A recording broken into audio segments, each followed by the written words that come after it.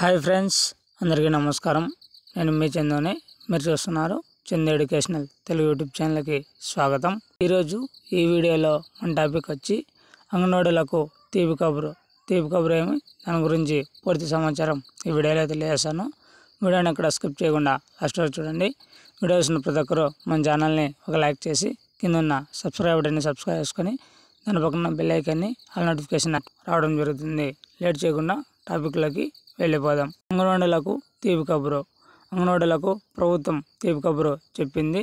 జిల్లాల్లో 191 మినీ అంగన్వాడీ కేంద్రాలు అప్గ్రేడ్ కానున్నాయి. దీంతో ఈ కేంద్రాల్లో పనిచేస్తున్న టీచర్లకు వేతనాలు పెరగనున్నాయి.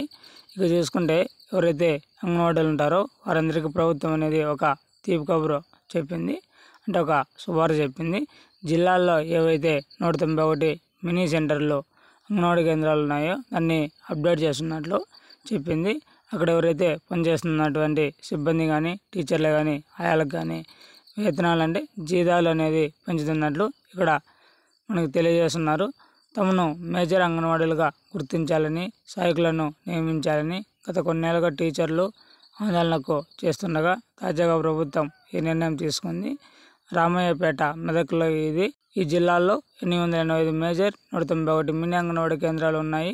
పెద్ద సెంటర్లో టీచర్లకు తోడు హెల్పర్లు, సహాయకులు ఉన్నారు. చిన్న కేంద్రాల్లో మాత్రం కేవలం టీచర్లను మాత్రమే నియమించారు. ఈ సెంటర్లకు హెల్పర్లను నియమించకపోవడంతో టీచర్ అన్ని పనులు చేయాల్సి వచ్చేది.